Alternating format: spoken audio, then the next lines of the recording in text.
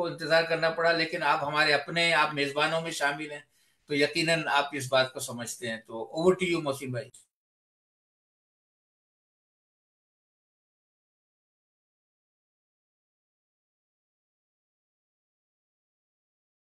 Unmute کیجیے گا محسن بھائی.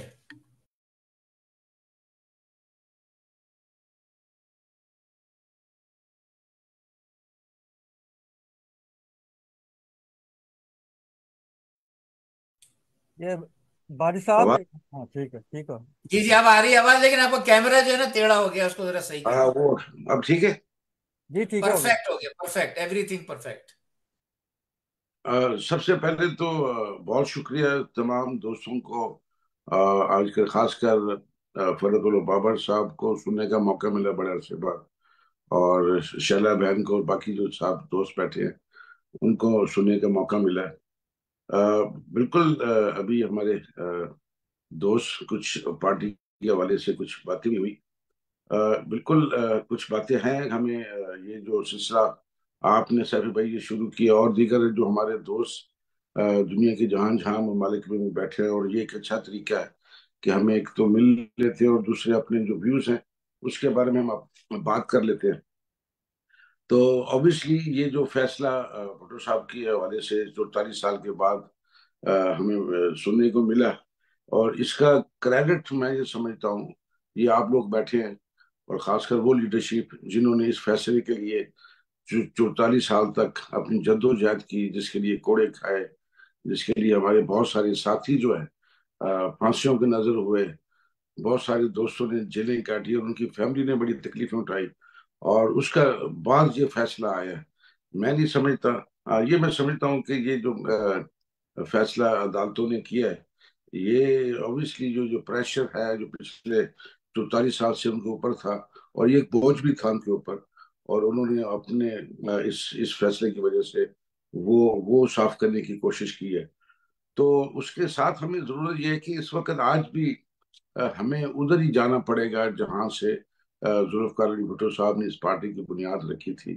ہمیں واپس گراس روٹ پہ جانا پڑے گا، ہمیں واپس اسی طریقے سے لوگوں کے اندر مل جل کے اور مکس ہو کر ان کو کنونس کرنا پڑے گا، لوگوں کو اویئرنیس دینی پڑے گی.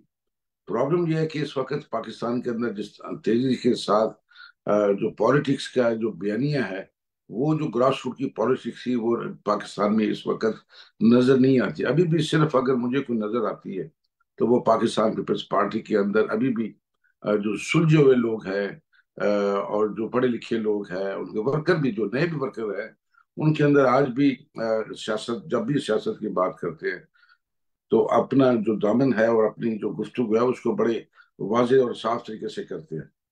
تو ایک تو یہ ہے کہ اس فیصلے کے بعد ہمیں سجیشن آنی چاہیے. میں جب سے یہ فیصلہ آیا ہے، میں شاید ایک آدھا ٹی وی چینل پہ کبھی دن کے لیے خبر آئی ہے، پھر اس کے بعد اس کا وہ بیانیہ بالکل ہی ختم ہو گیا. تو ہمیں تمام دوستوں کو یہ پریشر ڈالنا چاہیے کہ یہ جو پاکستان کے اندر یہ اس وقت جو میڈیا جو ہے اس کے رول کے اوپر بات کرنی چاہیے کہ اتنی بڑی شہادت جو آج بھی ہم سمجھتے ہیں کہ بھٹو صاحب کی شہادت کے بعد جو دنیا کے اندر اور خاص کر مسلم امہ کے اندر اور پاکستان کے اندر خاص کر جو سفر کیا ہے، اس کی آواز کو آج بھی اس طریقے سے پیش نہیں کیا کہ جا رہا جس طرح کے کرنے کی ضرورت تھی.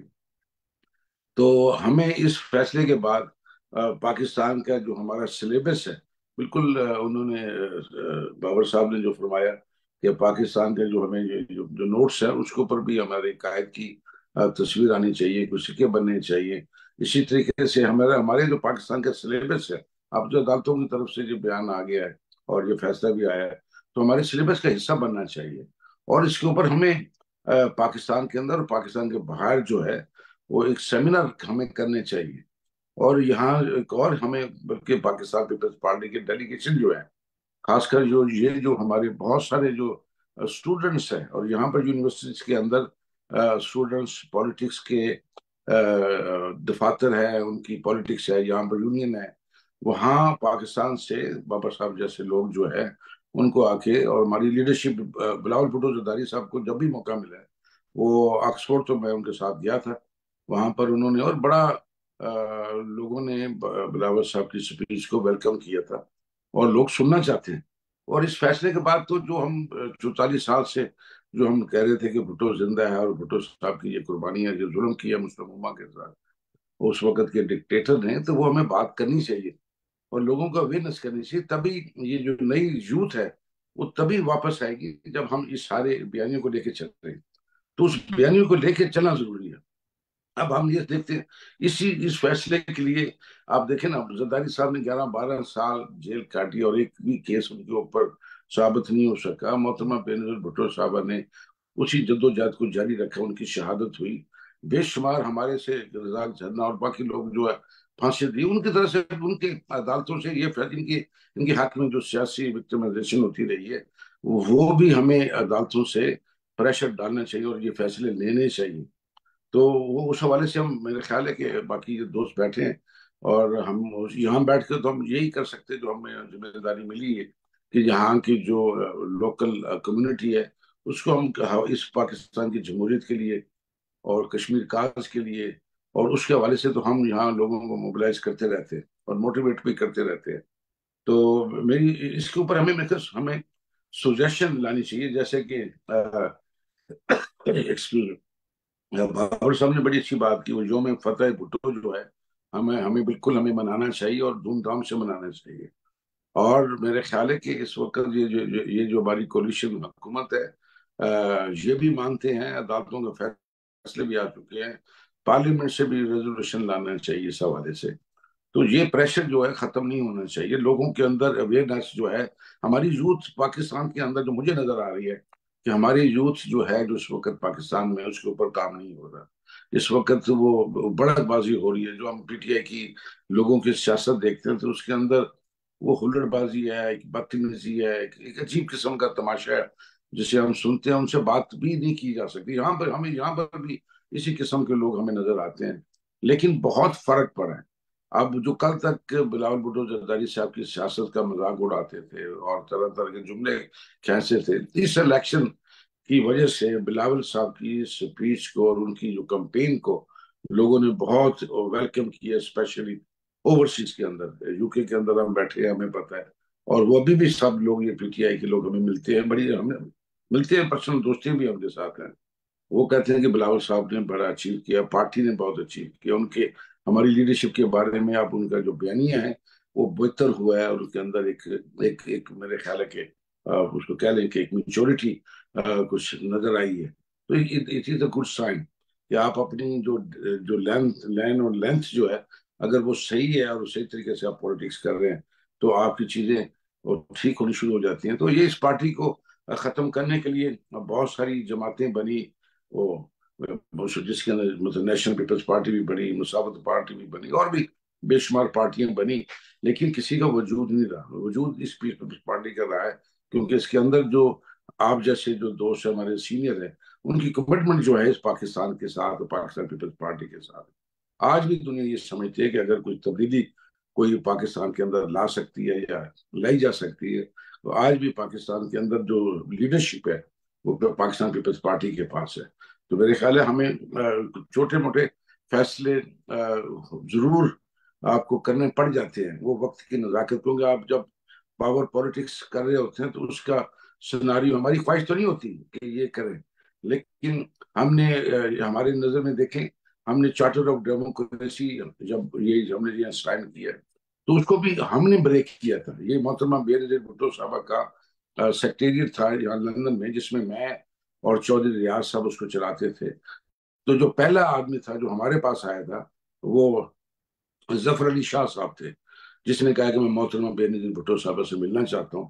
اور انہوں نے ایک ہی بات کی تھی کہ ہم نے جب پوچھا کہ آپ کیوں ملنا چاہتے ہیں تو انہوں نے کہا ہم اس لیے ملنا چاہتے ہیں کہ یہ مشرف سے اس وقت تک جان نہیں چھوڑ سکتی جب تک یہ دونوں پیپلز پارٹی اور مسلم لیگ نون اکٹھے نہیں بیٹھیں گی تو یہ بات آگے نہیں چلے گی. تو یہ جمہوریت کا نقصان ہے، ملک کا نقصان ہے، تو ہمیں بیٹھنا پڑے گا.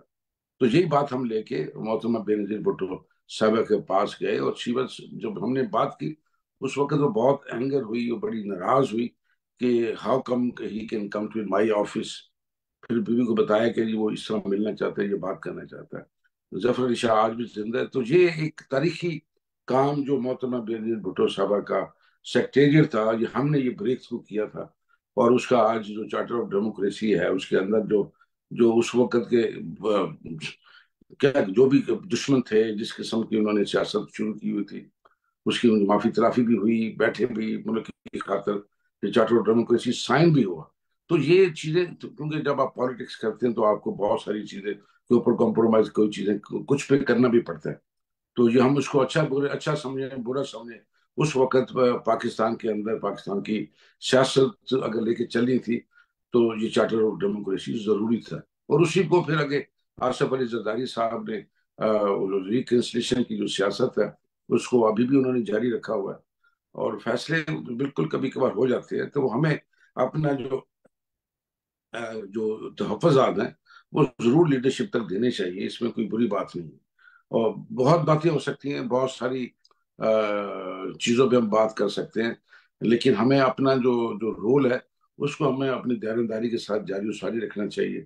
اور اس ملک کی اس وقت بہت ضرورت ہے، کیونکہ اس وقت جس طریقے سے پاکستان کی فوج کا جو اہمیت ہے، میں بالکل اس میں کیٹیگوری کی بات کروں گا. دیکھیں ملک کی حفاظتوں کے لیے فوج ہی ہوتی ہے، اور ہم یہ بھی نہیں چاہتے ہیں کہ اس قسم کی فوج جنہوں نے ہمارے ساتھ زیادتی کی ہے وہ بھی نہیں چاہتے ہیں. جو ہم چاہتے ہیں کہ جو دائرہ آئین کے اندر ہے فوج اسی دائرے کے اندر ہے. لیکن محترمہ بینظیر بھٹو صاحبہ نے انہوں نے اس وقت بھی انہوں نے کبھی فوج کے بارے میں بات نہیں کی. انہوں نے فوج کے وہ جنرل جن کا جو مائنڈ سیٹ تھا، جو پولیٹیکل پارٹی کی ختم کرنا چاہ رہے تھے، جو محترمہ بینظیر بھٹو کو ختم کرنا چاہ رہے تھے، جو جمہوریت کے قاتل تھے، اس کے خلاف بات کرتے تھے. لیکن بدقسمتی سے اب یہ جو اس وقت نئی قیادت جو عمران خان کی شکل میں اور اس کا جو ووٹر ہے وہ اس طرح فوج کو گالیاں نکال رہا ہے، ایک خوفناک صورتحال ہے. تو اگر ہم سب لوگ ان کے ساتھ مل کے ان کی آواز بننے کی کوشش کریں گے تو ملک تباہ ہوگا. تو ہم اس کو کبھی سپورٹ نہیں کریں گے. میں یہاں پر ہماری تمام پولیٹیکل پارٹی جہاں موقع ملتا ہے، پاک فوج جنہوں نے ہمیں مطلب ابھی تک سنبھالا ہوا ہے، پاکستان کے اندر بہت ساری جو اس وقت چیزیں جو ہے، ہم اپنے گھروں میں تو سو رہے ہیں نا، لیکن بارڈرز پہ جو لوگ اس وقت قربانیاں دے رہے ہیں ان کو بھی ہمیں اپنے یاد رکھنا چاہیے. باقی فوج کا وہ جو رول ہے جو جمہوریت کو شب خون مارتا رہا، کبھی بھی ہم اس کے ساتھ نہیں ہوں گے. تو میں میرے خیال میں کافی ٹائم لے لیے، تو شفیع صاحب. جی ہیلو. باری صاحب بہت شکریہ.